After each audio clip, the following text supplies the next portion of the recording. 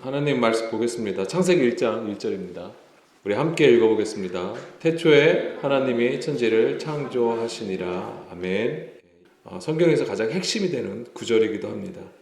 하나님께서 우리에게 그분의 뜻과 청사진을 보여주시는 말씀이죠. 이것이 우리는 태초에 하나님이 천지를 창조하셨다고 했을 때 우리가 가장 먼저 떠올리는 그림이 있습니다. 무엇이죠? 우주 창조입니다. 하나님께서 우주를 창조하시고 이 지구를 창조하시고 또 우리를 만드신 거 믿습니다. 그런데 이제 성경은 우리에게 단지 하나님께서 전지전능하시기 때문에 그 무엇도 하실 수 있으시는 분이라고 것을 우리에게 가르쳐주지 않아요. 여기서 또 착각을 하실 수 있는, 오해하지 마세요. 가르쳐주지 않는다고 하는 것은 당연히 그분이 모든 것을 이루시고 행하시기 때문에 그것을 따로 하나님이 이런 하나님이야 이렇게 말씀해 주시지 않는다고 하는 것입니다. 그러면 이 성경은 우리에게 무엇을 기록해 주신 걸까요? 무엇을 알게 하시기 위해서? 맞습니다. 구원이에요. 그리스도를 통하여, 하나님의 아들이신 예수 그리스도를 통하여 우리를 구원하시려고 하시는 그 이야기를 적은 것입니다. 그래서 이 성경의 메시지는 오늘 우리에게 들려주는 것입니다. 그럼 오늘 우리라고 하니까 마치 여기 몇 분만 계신 분들한테만 적용되는 게 아니에요. 그렇게 들려주시겠지만 그 시대마다, 그 세대마다 오늘 주의 음성을 듣는 자들로 하여금 하나님의 창조와 구원을 말씀하여 주신다고 하는 부분입니다. 우주 창조, 이것은 표면적인 그 창조의 사역을 통하여서 오늘 우리에게 일하시는 하나님의 구원을 가르쳐 주신다고 하는 것입니다.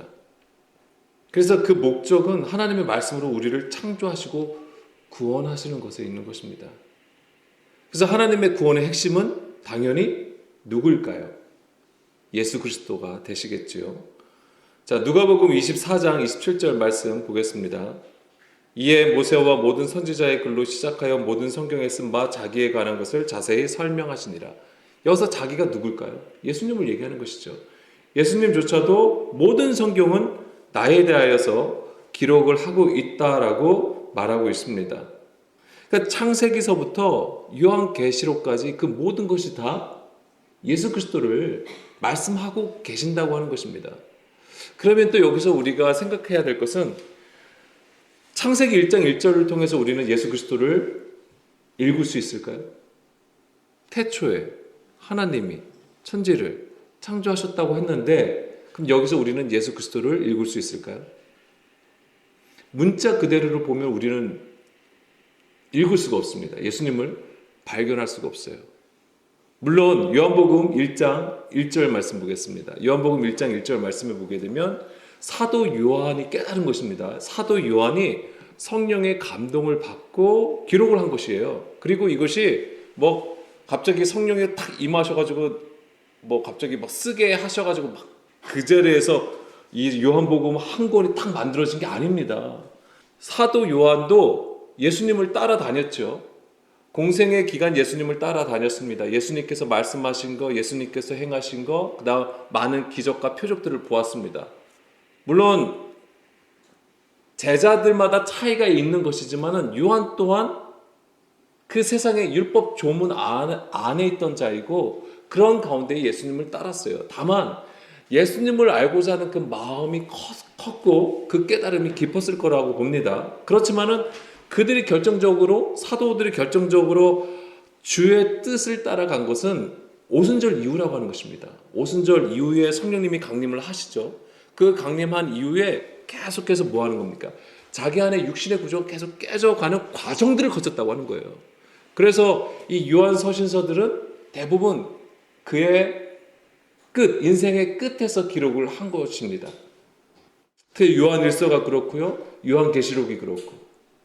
이 요한복음도 마찬가지예요. 다른 공간복음서, 마태복음, 마가복음, 누가복음보다도 훨씬 뒤에 기록이 된 거예요. 그러니까는 이 얘기는 사도 요한조차도 오랜 시간 성령의 가르침을 받고 깨달아진 것을 기록했다고 하는 것입니다. 자, 이 사도 요한도 요한복음 1장 1절에서 3절 말씀은 창세기 1장을 바탕으로 깨달은 걸 가지고 기록을 한 거예요. 우리가 다 아시는 말씀이지만 우리 함께 읽어보겠습니다. 3절까지요. 태초에 말씀이 계시니라. 이 말씀이 하나님과 함께 계셨으니 이 말씀은 곧 하나님이시라. 그가 태초에 하나님과 함께 계셨고 만물이 그로 말미암아 지은 바 되었으니 지은 것이 하나도 그가 없이 된 것이 없다라고 기록하고 있습니다. 여기서 사도 요한은 이 말씀이라는 단어에 로고스라는 단어를 쓰였습니다. 그래서 이제 이것 때문에 많은 말들이 많았어요. 그래서 이 성경의 이 말씀이 이제 이 신약은 헬라어로 기록이 된 거잖아요. 그러니까 로고스라는 단어가 사실은 여기서 처음으로 만들어진 단어가 아니었던 거예요. 벌써 그 이전에 헬라 철학, 헬라 시대의 헬라 사상을 바탕으로 한 많은 사상 가운데 이 로고스라는 단어가 어마어마한 철학적인 개념을 가지고 쓰였단 말이에요. 그런데 이 성경에서도 이 사도들이 이제 이 단어를 가지고 이제는 복음서를 기록을 했다라고 하는 것입니다. 그런 부분에 대해서 많은 논쟁들이 있는데 이것이 단지 그 개념을 가지고 와서 사도 요한이 쓴 게 아니고 사도 요한이 우리로 하여금 예를 들면 제가 여러분께 우리가 말씀을 나눌 거면은 원문 그대로를 가지고 말씀을 드릴 수 있을 거예요. 그렇죠? 왜냐면 저도 뭐 자료 찾아가지고 막 보고 읽으면 되는데 그럼 그것을 알아들으실 수 있으세요? 못 알아듣겠죠, 대부분. 예, 그래서 그런 거예요. 그러니까 사도 요한도 이 로고스라는 단어를 가지고 와서 이제는 그 당시 교회 요한 공동체에게 이 말씀을 나누게 되는 것이지요. 그런 과정 가운데 이 로고스라는 단어가 채용이 됐는데 우리가 그런 역사적인 배경 속에서 그렇게 이해하는 부분이지만 실제로는 그 로고스조차도 사도 요한이 창세기의 말씀을 가지고 특히 이제 여기서는 이제 그 부분은 이제 나누지 않겠습니다만은 아람어 성경이 있습니다. 아람어 성경. 이제 탈군 번역이 있는데 아람어로 번역된 성경이 있어요. 그 배경을 가지고 이 요한복음이 기록이 되었다라고 하는 것입니다. 여기서 왜 아람어 성경을 말씀을 드리냐면은 저도 사실은 아람어 성경은 보질 못했어요.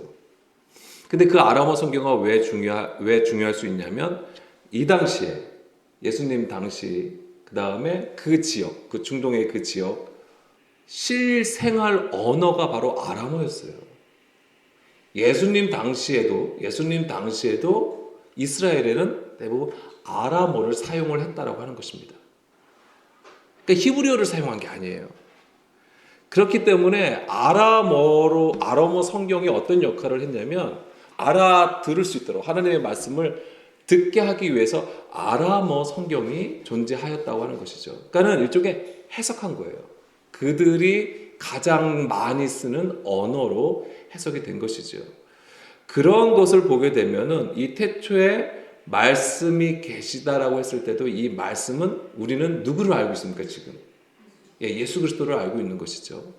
그래서 이것 또한 우리가 어떻게 생각하냐면 태초에 그러니까 예수 그리스도께서 계셨고 그래서 그 영원 전부터 하나님과 함께 하셨던 그 로고스, 즉 예수님이 우리 가운데 오셔서 말씀하여 주셨다고 하는 것이고 그 예수님의 말씀은 태초에 하나님의 창조에 온전히 참여하여서 그 모든 일을 하나님과 함께 하셨다라고 우리가 이해하는 부분입니다. 우리가 지금 표면적으로 아는 부분이기도 하지만 그런 것들이 틀린 것은 아닙니다. 굉장히 맞습니다. 그런데 창세기 1장 1절 말씀을 통해서 우리는 그 안에서 이 그리스도의 계심을 그리스도가 하나님과 함께 하셨다는 것을 우리가 알게 됩니다.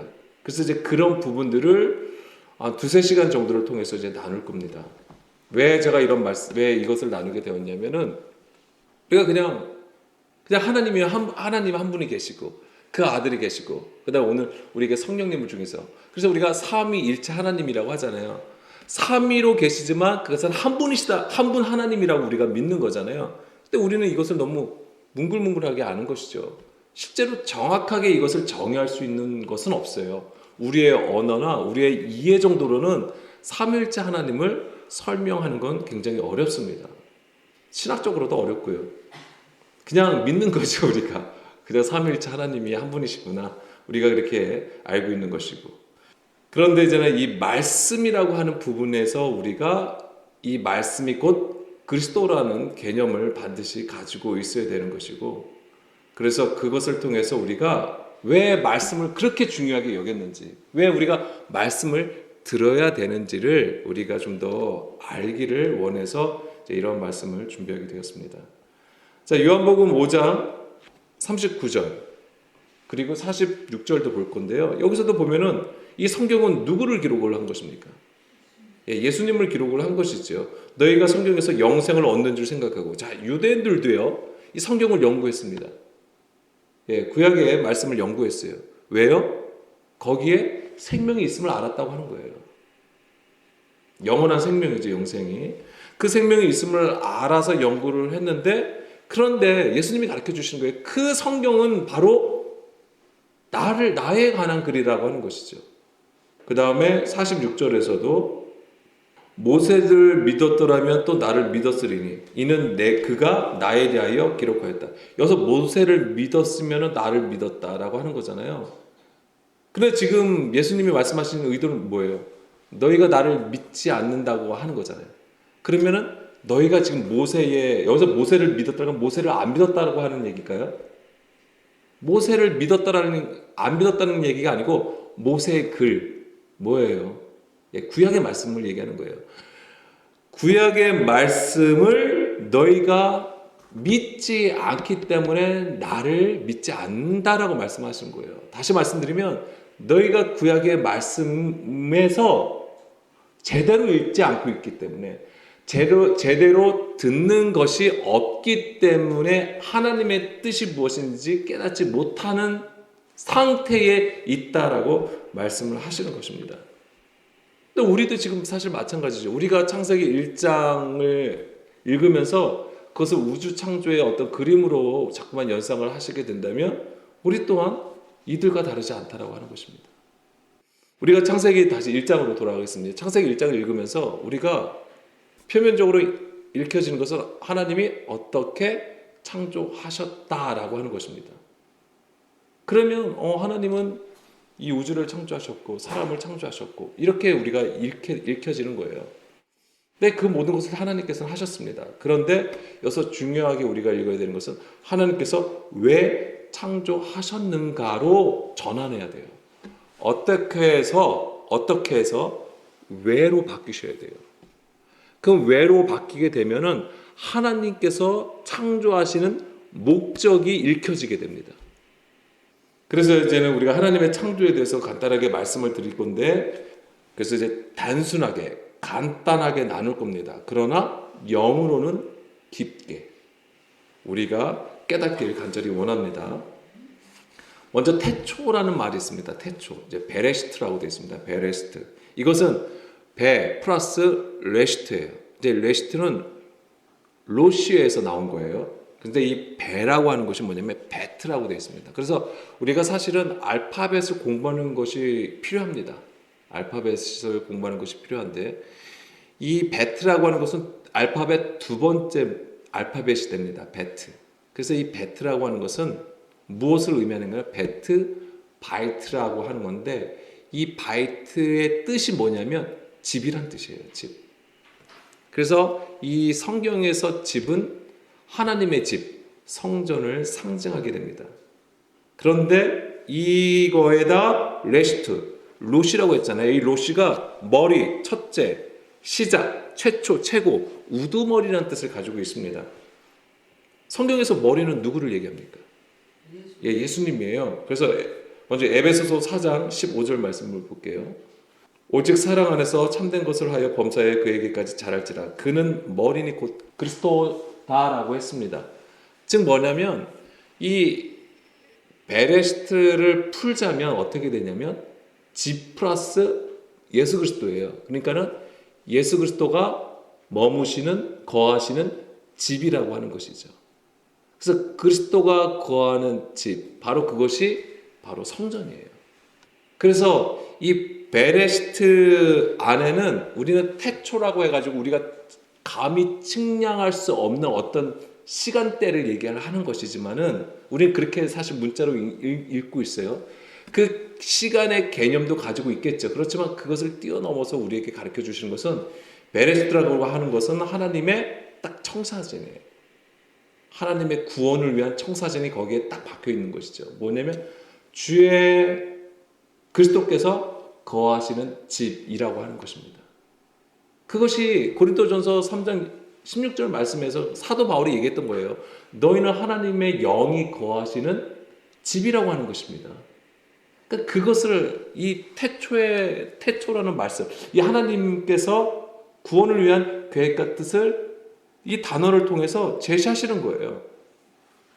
자, 고린도전서 11장 3절 말씀도 보겠습니다. 고린도전서 11장 3절 말씀에서도 보게 되면 그러나 나는 너희가 알기를 원하노니 각 남자의 머리는 그리스도요 여자의 머리는 남자요 그리스도의 머리는 하나님이시라라고 했습니다. 그러니까 그 머리는 곧 그리스도가 되고요. 그 그리스도는 곧 하나님이 되는 거예요.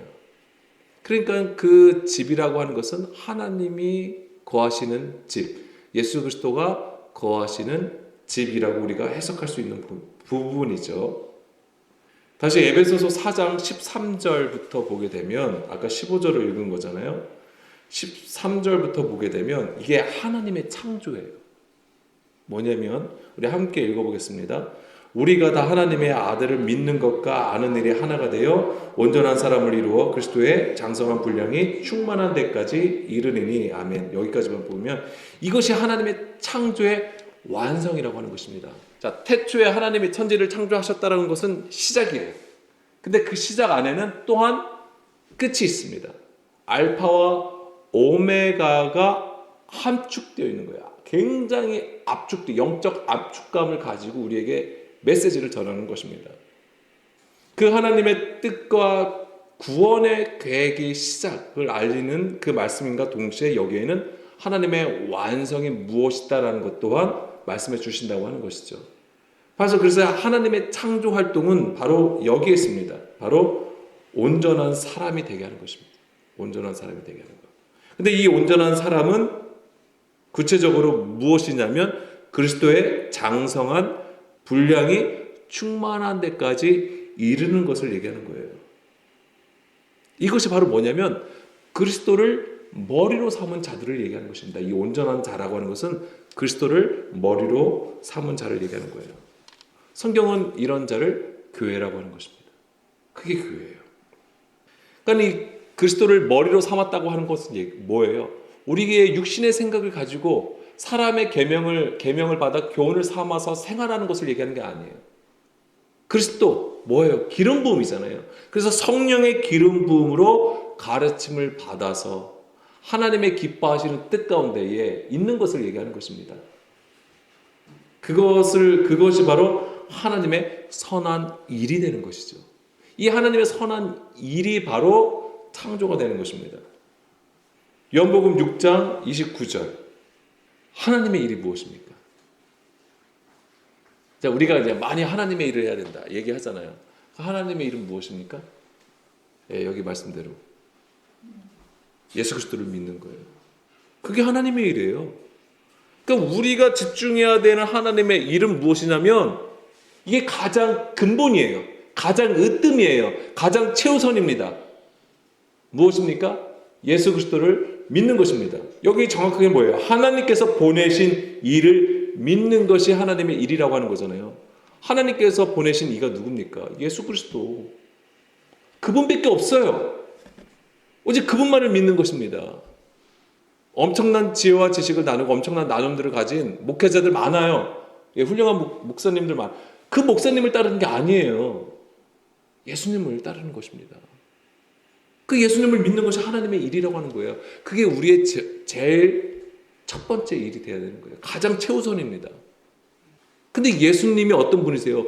말씀이 육신이 되었다고 하시는 거잖아요. 요한 사도가 가르쳐 주는 게, 사도 요한이 가르쳐 주는 게 그거잖아요. 예수님은 말씀이 육신이 되어 우리 가운데 거하시는 분이다. 그렇기 때문에 우리가 말씀을 들어야 된다고 하는 거예요. 근데 그 말씀은 영과 진리라고 하는 것이죠. 영과 생명이라고 하는 거예요. 예수님이 요한복음 6장 63절 말씀에서 그렇게 말씀하죠. 내가 말한 그것이 영이고 생명이다라고 하는 거잖아요. 그래서 우리가 거듭났다라고 했을 때는 우리가 성경 공부를 많이 하고 뭔가 많이 알았다고 해서 거듭나는 게 아니에요. 그것을 영과 생명으로 깨달아서 살아가야지만이 그것이 거듭났다라고 하는 것입니다. 그래서 요한복음 3장에서는 물과 성령으로 거듭남을 얘기하잖아요. 육신의 죽음.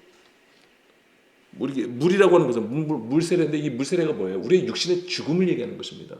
그 육신의 죽음이 있고 그 다음에 성령으로 우리가 다시 일어나야 된다고 하는 것이죠. 그것을 예수님이 또 친히 보여주셨고 그것의 정점에 이른 것이 바로 십자가라고 하는 것이죠. 우리가 예수 그리스도의 말씀을 들으면 그 모든 것이 우리 안에서 일어난다라고 하는 것입니다. 그러면 그제서야 우리가 하나님의 말씀을 듣게 된다고 하는 거예요. 그때에 바로 그 하나님의 선한 일이 나타나는 것입니다. 그래서 로마서 8장 1절 2절 말씀에 보게 되면 우리 함께 읽어보겠습니다. 그러므로 이제 그리스도 예수 안에 있는 자에게는 결코 정죄함이 없나니 이는 그리스도 예수 안에 있는 생명의 성령의 법이 죄와 사망의 법에서 너를 해방하였습니다. 아멘. 여기서 보면 생명의 성령의 법이라고 했잖아요. 이게 뭐냐면 바로 이게 영이고 생명이에요. 그래서 예수 안에 있는 영과 생명의 법. 이것이 제가 계속 말씀드렸던 것이 뭐냐면 바로 그리스도의 믿음의 구조라고 하는 거예요. 이게 영과 생명의 법이 우리 안에서 딱 장착이 되면 뭐예요? 그게 작동한단 말이에요. 그러면 그것이 바로 구조로 세워졌다고 하는 것이죠. 그러면 사망과 죄에서 해방이 된다. 뭐예요? 진리 가운데에 서게 됨을 얘기하는 것입니다. 이것이 바로 그리스도의 분량에 충만한 데까지 이르게 됨을 얘기하는 것이죠. 이것이 바로 하나님의 창조예요. 이게 하나님의 일이고 구원 사역이 되는 것입니다. 이 일을 약속하신 성경이 바로 창세기 1장입니다. 그게 창세기 1장이 그 얘기예요. 창세기 그래서 1장 전체는 무슨 얘기입니까? 창조잖아요. 그래서 첫째 날부터 여섯째 날까지 창조하고 그 다음 일곱째 날에 안식하는 내용이 있는 거잖아요. 그래서 7이라고 하는 것이 하나님의 약속의 완성이 되는 거예요. 그래서 첫째 날부터 여섯째 날까지 하나님께서 그렇게 일을 하시겠다라고 하신 약속을 선포하시는 거예요. 계속. 맹세가 되는 것이죠. 그래서 그 일을 이루심으로써 우리 가운데에 안식하게 하신다고 하는 거예요. 하나님의 안식 가운데에 들어감을 말씀을 하시는 것이죠. 그게 바로 창조의 완성이 되는 것입니다. 그래서 그 안식은 샬롬이죠. 그래서 더 이상 우리 안에 하나님과 원수가 되는 그 육신의 구조가 없는 상태. 원수가 쫓겨나서 오직 하나님의 말씀에 순종하는 그러한 상태들을 얘기하는 것입니다.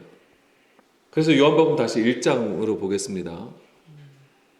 여기 보면은 태초에 말씀이 계신다고 했죠. 그리고 이 말씀이 하나님과 함께 계셨다라고 되어 있습니다. 여기서 중요한 게 여기서 계시다 또는 계셨다. 자, 이 부분이 좀 어려운 말씀이니까 미완료형으로 쓰인 거예요. 이게 용법이. 자, 미완료형이라는 것은 완료가 됐다는 얘기인가요? 안 됐다는 얘기인가요? 안 됐다는 얘기예요. 그 얘기는 하나님께서 태초에 그 말씀이 계속해서 뭐 하는 거예요? 완료를 향하여 간다고 하는 거예요. 근데 그 완성을 향하여 가는 건데 뭐예요? 그 완성이라는 게 아까 구원이라고 했잖아요. 그 구원을 향하여 계속해서 그 말씀이 함께 일하신다고 하는 부분이에요. 이해가 가십니까? 이것이 어디서 이루어지는 거예요? 예, 그렇죠. 우리 안에서 이루어진다고 하는 거예요. 그래서 여기서 보면은 하나님이 함께 계셨다라고 했잖아요.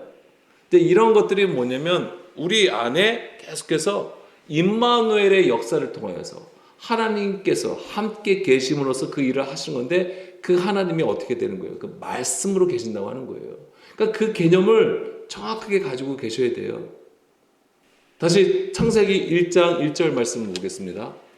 굉장히 이제 어려운 부분이에요. 여기서 보면 태초에 하나님이 천지를 창조하셨다. 그래서 지금까지 우리가 창조가 무엇이다라는 것을 아셨을 거고, 태초도 하나님의 청사진을 제시한 단어가 되는 것이고, 물론 여러 가지 개념들이 굉장히 복잡한 것들이 많아요. 근데 제가 처음에 말씀드린 거죠.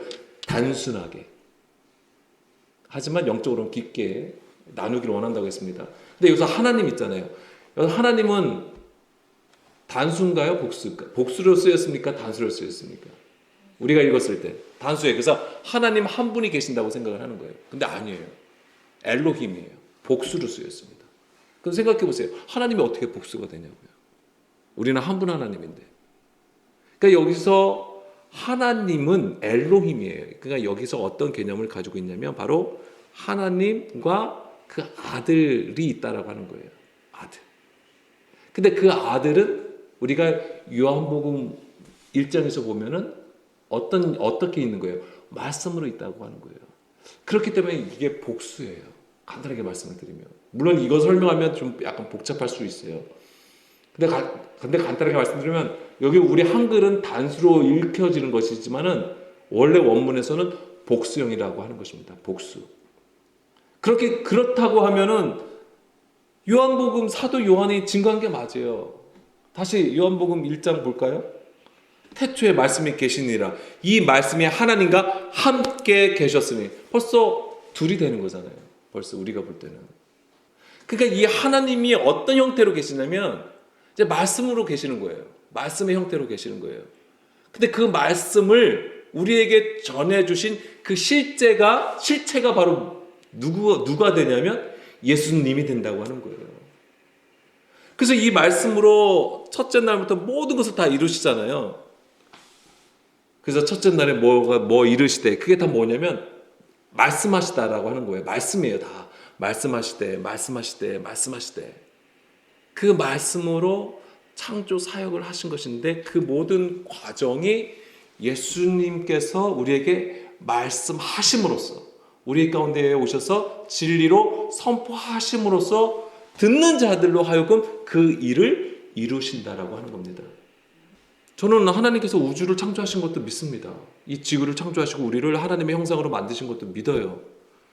표면적으로도 그 일을 하신 것이지만 정말 하나님께서 원하신 것은 우리 한 사람이 주님 앞에 주님의 형상을 닮은 것을 원하시는 것이죠. 지금 우리는 그 모습이 찌그러져 있다라고 하는 것입니다. 근데 그것을 예수 그리스도를 통하여 회복시키시는 것이죠. 그것이 하나님의 창조가 되는 것입니다. 그래서 우리가 이 개념을 알아야 돼요. 새 하늘과 새 땅이라는 개념. 이게 바로 이제 새 창조라고 하는 거예요. 새 창조.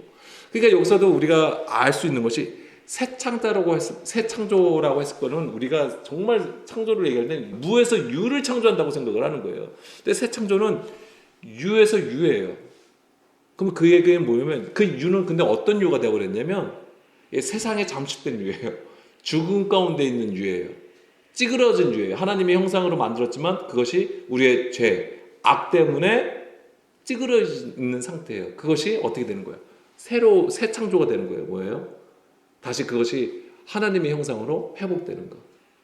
우리가 더 이상 세상 가운데 있지 않냐고 하나님의 나라 가운데 있는 것. 그것이 그래서 계시록 21장 1절 말씀이잖아요.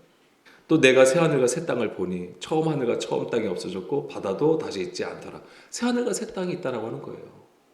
처음 하늘과 처음 땅. 지금 우리가 육신 안에 있는 자, 육신에 속한 자라고 하는 것이고 그 육신에 속한 것이 예수 그리스도의 십자가와 성령의 가르침을 통하여 어떻게 되는 거예요? 거듭났다라고 하는 것이죠. 그 거듭남이 새 하늘과 새 땅이 된 것이죠. 그것이 그리스도의 장성한 분량이 충만한 데에 이런 것을 의미하는 것입니다. 온전한 회복을 얘기하는 것이죠. 고린도후서 4장 4절 말씀을 보겠습니다. 그 중에 이 세상의 신이 믿지 아니하는 자들의 마음을 혼미하게 하여 그리스도의 영광의 복음의 광채가 비치지 못하게 함이니 세상의 신이 믿지 아니하는 자들의 마음을 혼미하게 하여 이것도 어떤 다른 종교의 어떤 그런 신들을 우리가 표면적으로 볼 수도 있는 것이지만 계속해서 말씀을 드렸던 것은 무엇입니까? 하나님을 우리가 우상으로 섬기는 그것을 얘기하는 거예요. 그것은 우리가 하나님을 알지 못하기 때문에 그렇다고 하는 것이죠. 로마서 10장 2절 말씀해 보게 되면 사도 바울이 이스라엘에 왜 심판을 받았을까라고 했을 때에 그가 내린 결론은 바로 이것입니다. 그들이 하나님께 열심히 있지만은 올바른 지식을 따른 것이 아니라고 하는 것이죠. 결국 그들의 열심은 자기의 의를 세우는 것에 집중되어 있었다고 하는 것입니다. 하나님의 의를 몰랐다고 하는 거예요. 올바른 지식, 아나, 기노스코. 아나라는 것이 뭐뭐 위에라는 뜻이에요. 그러니까 위로부터 오는 지식을 깨닫지 못하였다라고 하는 것이죠. 그 얘기는 하나님의 뜻과 마음을 알지 못하고 그냥 자기들이 가진 율법, 자기들이 가진 그 행위를 통하여서 구원을 확신하고 하나님을 섬겼다라고 하는 부분이에요. 다시 고린도 후서 4장 4절이 바로 이런 부분이죠. 그 하나님의 그 자기의 열심이 결국에는 하나님의 영광을 가렸다고 하는 것입니다. 그러니까 하나님의 얼굴 빛을 받지 못하니까 흑암과 어둠 가운데 있는 것이죠. 죽은 자가 되었던 것입니다. 근데 여기 맨 마지막 부분에 보게 되면 그리스도는 하나님의 형상이라고 되어 있잖아요. 그래서 우리 안에 그리스도를 모시고 있으면 하나님의 형상을 회복된 것을 얘기하는 것이죠.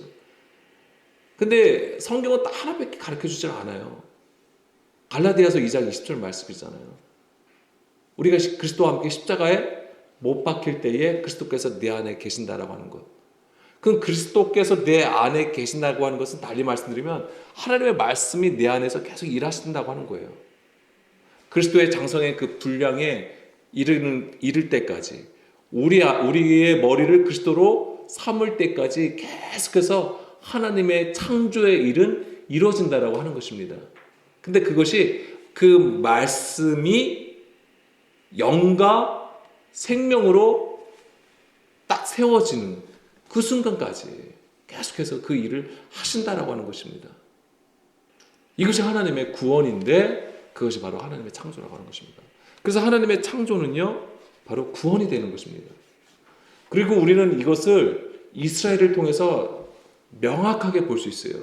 그것이 바로 출애굽기예요. 출애굽기의 처음은 이스라엘이 어디에 있습니까? 애굽 안에서 종노릇하잖아요. 바로를 위하여 국고성을 짓는 거잖아요. 그런 것들이 다 뭐냐면 바벨탑을 쌓는 것과 같아요. 자기의 의로.